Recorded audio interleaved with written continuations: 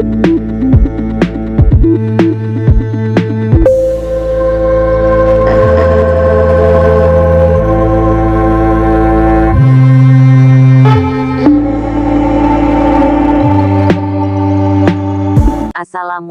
warahmatullahi wabarakatuh. Sobat, ada cerita misteri dari seorang pria yang akan dinikahkan dengan putri Nyi Roro Kidul, penguasa gaib pantai selatan. Cerita misteri bermula dari sebuah kejadian yang dialami oleh seorang pria. Ini terjadi di Pantai Gondomayit. Pantai Gondomayit adalah nama pantai di pesisir selatan Blitar. Pantai Gondomayit dalam bahasa Jawa diartikan sebagai bau mayat. Menurut penduduk sekitar, ketika pada zaman penjajahan banyak sekali ditemukan mayat-mayat yang bergelimangan di sana dan pada akhirnya menimbulkan bau mayat yang benar-benar menyengat. Saat itulah pantai tersebut dinamakan sebagai Pantai Gondomayit atau pantai yang berbau mayat. Cerita misteri ini disampaikan oleh seseorang yang bernama Pakus Nandar. Untuk dapat mempermudah cerita ini, maka dalam video ini disebut dengan sebutan Nandar. Sobat, sebelum kita lanjut, mari berbagi kebaikan dengan cara subscribe dan bunyikan tombol loncengnya agar kamu tidak ketinggalan cerita-cerita misteri selanjutnya. Sebagaimana yang dilansir Portal Sulut, Nandar menceritakan bahwa pada waktu itu beliau masih remaja dengan usia masih sekitar 20-an tahun. Mereka senang sekali bepergian ke hutan-hutan, camping di gunung, dan ada salah satu aktivitas yang mereka senangi yaitu memancing. Kebetulan, Pantai Gondomayit ini berada di pantai selatan, dan waktu itu Nandar mengatakan bahwa kondisi jalan pada saat itu tidak seperti sekarang. Jika hari ini kita menuju ke Gondomayit itu sudah bisa dilalui dengan kendaraan bermotor. Namun waktu itu Nandar bercerita mereka yang 7 orang itu berangkat menggunakan sepeda motor dan mereka sudah menyiapkan peralatan pancing masing-masing dan sudah menyiapkan satu terpal untuk digunakan tidur di sana. Rencana awal, memang mereka akan camping di pinggir Pantai Gondomayit tersebut. Berangkatlah mereka ke sana. Jarak dari rumah mereka ke Pantai Gondomayit ini tidak terlalu jauh, hanya sekitar 30 menit sampai dengan 40 menit. Begitu sampai di satu desa terakhir, mereka menitipkan sepeda motor mereka di salah satu rumah warga. Awalnya mereka bersilaturahmi dengan warga desa sekitar dan mereka bertanya tentang sejarah Pantai Gondomayit tersebut. Banyak dari warga yang memberi keterangan yang sama bahwa pantai ini dulunya ditemukan mayat yang banyak sekali pada masa penjajahan dan karena sangat banyak, maka baunya benar-benar anyir. Jadi orang yang mau ke pantai itu selalu mencium bau mayat yang menyengat dengan sangat luar biasa. Nandar dan 6 orang temannya waktu itu mendengar cerita seorang warga, dan warga tersebut bercerita dengan ekspresi yang takut. Awalnya beberapa orang teman dari Nandar itu mengatakan bahwa, wah ini kalau kita ke sana, bakalan sendirian. Hanya 7 orang saja dan tidak ada siapa-siapa lagi, kata seorang teman Nandar.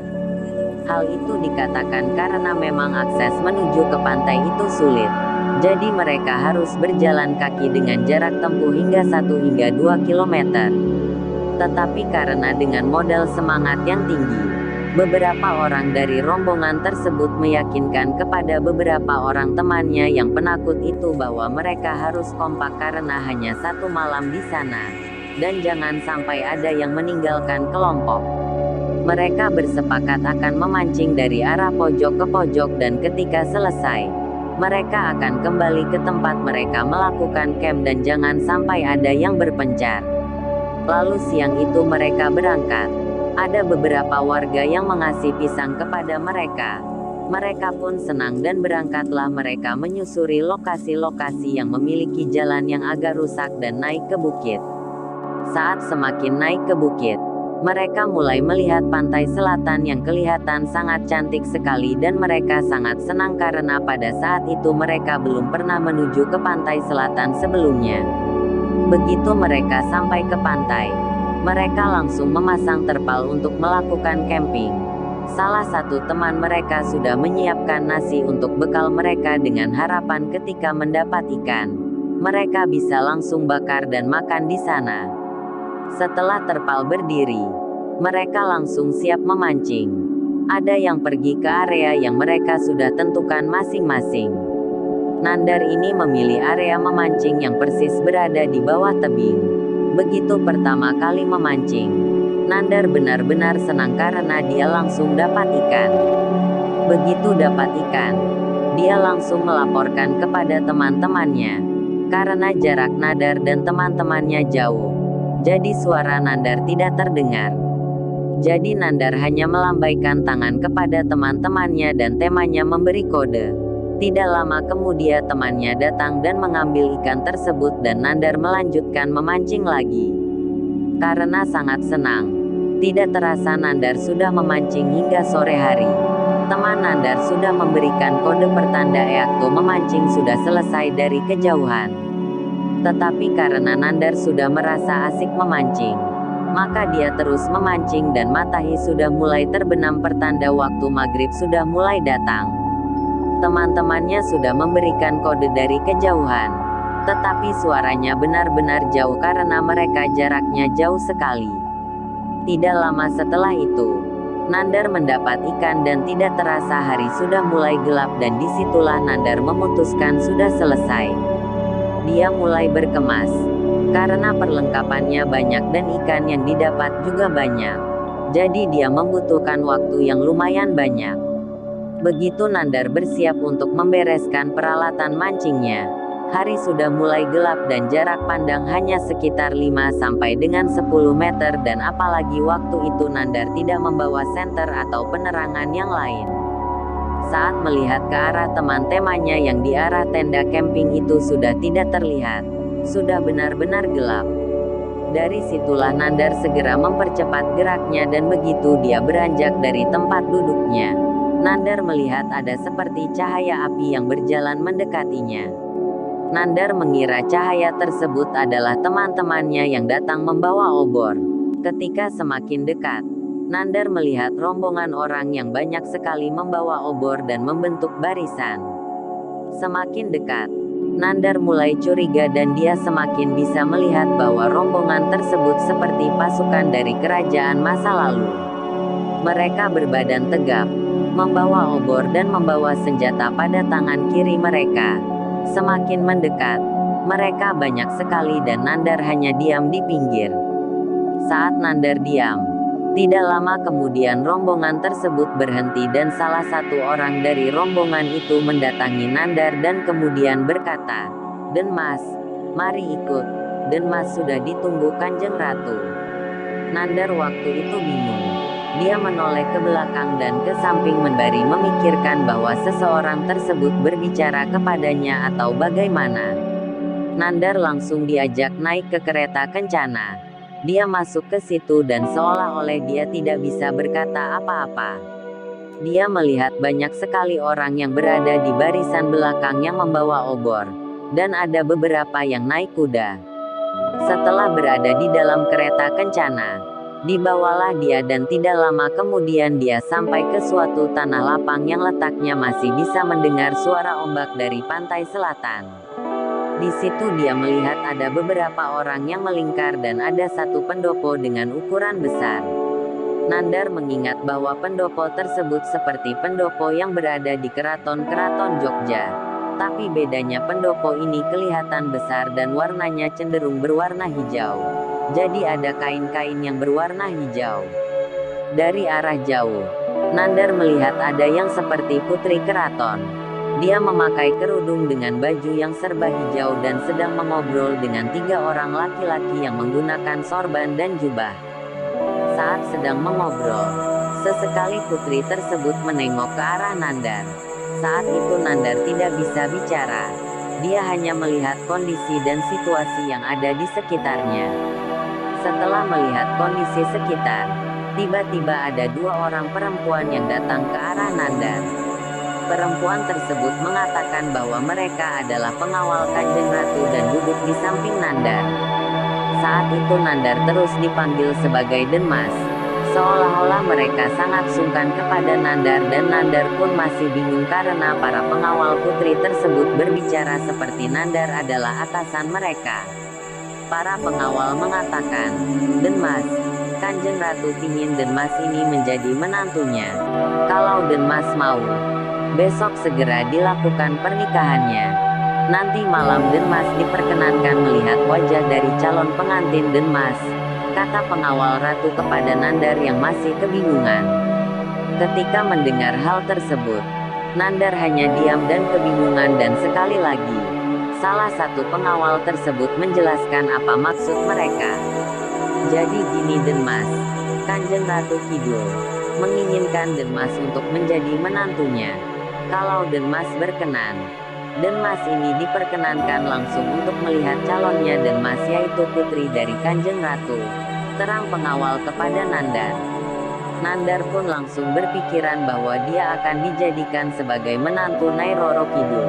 Dan Nandar mengatakan bahwa bukan dia menolak tetapi ada orang tuanya yang menanti dia di rumah sembari menjelaskan maksud dia datang ke pantai selatan tersebut.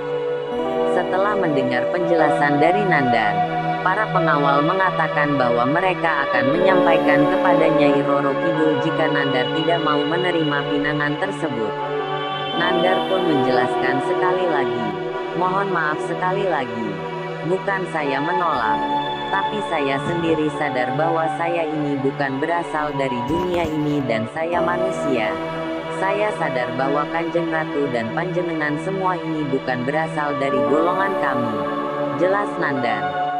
Begitu Nandar menjelaskan, dua orang perempuan tersebut mundur dengan secara perlahan tapi masih menghadap kepada Nandar dan kemudian pergi menghadap kepada Kanjeng Ratu. Nandar bisa melihat jika dua orang pengawal tersebut sedang membisik ke telinganya Kanjeng Ratu. Dari jauh, terlihat Kanjeng Ratu seperti setuju dengan apa yang dikatakan oleh dua orang pengawalnya tersebut.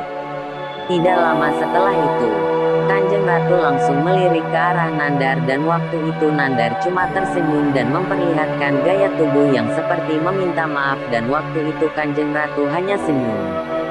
Setelah kejadian itu, dua orang pengawal ini kembali lagi ke Nandar dan mengajak Nandar untuk makan dulu karena sudah disiapkan oleh pengawal-pengawal kerajaan. Di situ Nandar melihat ada beberapa pengawal yang sudah berjalan ke suatu ruangan. Di sana ada meja makan yang besar dan mereka dihidangkan makanan-makanan yang enak sekali. Nandar pun makan dengan lahap dan dia melihat banyak juga orang-orang yang makan dengan lahap. Setelah makan, mereka pun berbondong-bondong menuju ke satu padepokan. Jadi ada pendopo besar yang sedang diadakan pagelaran wayang dan mereka pun menonton sambil tertawa dan sangat bergembira. Nandar juga termasuk orang yang senang dengan pertunjukan wayang. Jadi dia benar-benar menikmati pertunjukan wayang tersebut. Setelah selesai menonton, Nandar mengikuti orang-orang yang sedang berjalan ke belakang dan dia melihat beberapa orang yang tiduran karena merasa lelah. Karena Nandar juga lelah, maka dia juga tidur di tempat tersebut. Begitu dia tidur dan pada saat pagi hari begitu dia membuka mata, Nandar sudah berada di pinggir pantai lagi. Dia bingung karena tidak ada teman-temannya di sana. Begitu Nanda menghampiri terpal yang mereka dirikan sebagai tempat camping, sudah tidak ada lagi teman-temannya. Nandar pun berjalan sendirian menuju desa yang sebelumnya mereka singgahi. Begitu sampai ke desa yang dimana Nandar menitipkan sepeda motor, dia bertanya kepada salah satu warga ibu-ibu. "Ibu, saya mau ngambil motor," tanya Nandar kepada salah seorang ibu. "Halo, masnya ini datang lagi ke sini tuh," kata ibu. "Saya memang baru nyampe kemarin," jawab Nandar dengan santai. "Halo, masnya ini kan yang sudah seminggu lalu sudah pulang. Datang ke sini lagi mau mancing atau gimana mas?" kata ibu-ibu dengan heran kepada Nandar. "Bu, saya itu baru datang kemarin dan saya ini mau pulang mencari teman-teman saya," jelas Nandar. Saat mendengar hal tersebut, warga desa bingung. Dan Nandar menjelaskan kejadian yang dialaminya kepada warga desa. Dia mengatakan bertemu dengan Nyai Roro Kidul dan mau dinikahkan dengan putrinya. Setelah mendengar cerita tersebut, Nandar diantar oleh warga ke terminal dan diberikan uang. Warga desa tersebut sudah tidak ambil pusing dengan cerita yang sudah disampaikan oleh Nandar karena mereka percaya bahwa Nandar sudah diambil oleh Nyai Roro Kidul karena mereka tahu waktu itu sudah 1 minggu. Namun Nandar menyadari hanya 1 hari saja. Ketika sudah sampai di rumahnya, Nandar melihat rumahnya dipenuhi dengan orang banyak. Ramai sekali. Begitu dia mendekat ternyata ada orang-orang yang membacakan doa-doa tahlil. Begitu Nandar sampai, orang-orang tersebut melihat ke arahnya dan mereka sangat terkejut. Ibu Nandar pun juga kaget melihat kehadirannya. Nandar bingung dan bertanya kepada mereka, mengapa mereka kaget saat melihat dia pulang ke rumah. Semuanya menangis dan beberapa orang berlarian keluar rumah sambil ketakutan. Saat itu ada 1 orang yang bilang bahwa Nandar bukanlah orang tapi demit. Nandar pun menjelaskan bahwa dia bukanlah demit dan dia pulang ke rumahnya sambil bertanya bahwa di rumahnya ada kejadian apa. Ada salah 1 orang warga desa di sana yang mencoba menengahi semua masalah dan mengajak duduk semua orang yang ketakutan dan dia bertanya kepada Nandar. "Le, kamu ini beneran Kus Nandar?" tanya orang tua yang menengahi masalah tersebut. "Iya Pak, saya Kus Nandar. Ini ibu saya, ini orang tua saya dan ini rumah saya."